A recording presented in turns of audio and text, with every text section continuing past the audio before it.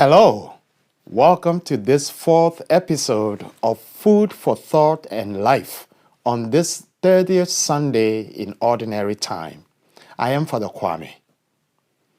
After hearing about specific and practical divine values and ways of living, such as forgiveness, humility, and others, we now come to learn how we can possibly keep up with the many laws and values.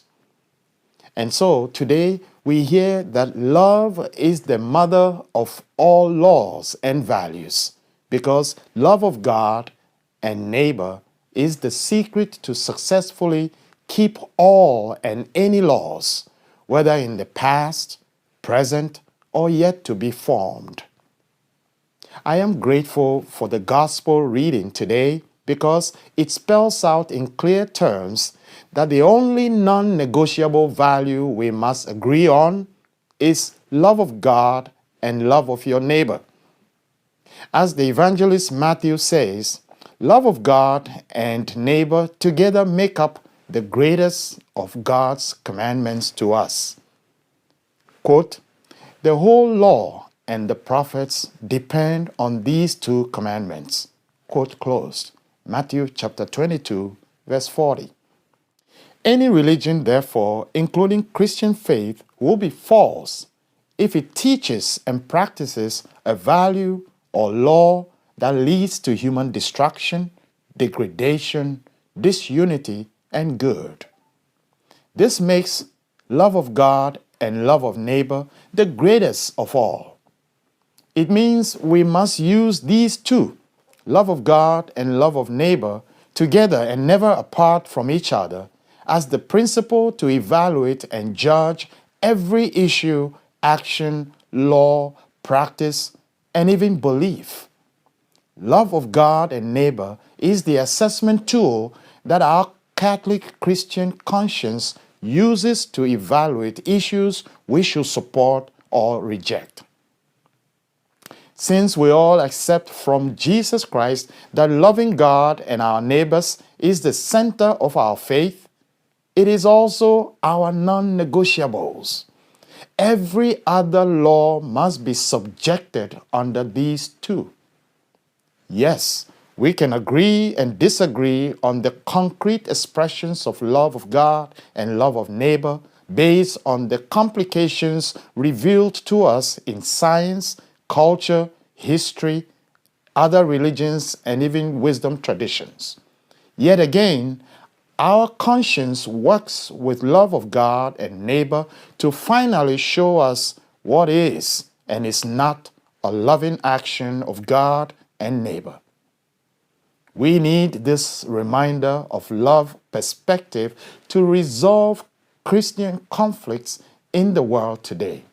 We struggle to grasp the meaning of our Catholic faith and how we live that faith in our current century.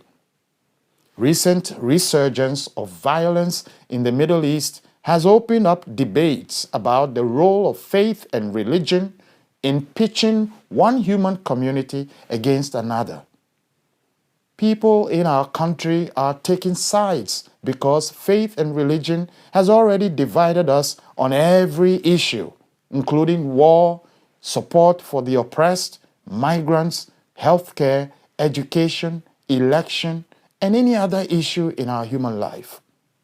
We are challenged to satisfy all these individual problems of life because we have no common underlying and basic principle or goal for them.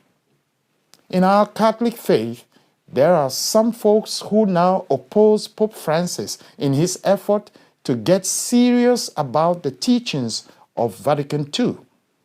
Many Catholics simply want to continue feeding on theological diets that belong to the Middle Ages, that have led the Church to close itself from humankind. Still others have demonized their own fellow Catholics, relatives, friends, etc., for their own views and beliefs on the issues. Therefore, my dear friends, if you want to practice peace and justice, love.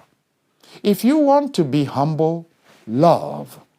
If you want to be obedient, patient, or to practice forgiving people, target love. If you want to resolve the problem and violence in the Middle East and in the world, you cannot pick and choose sides in the conflict.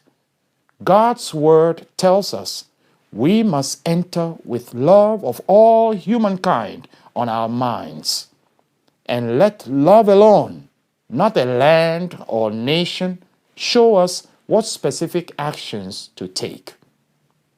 Stop worrying about laws. Seek to practice love, and you will cover all the laws and beyond. God bless you.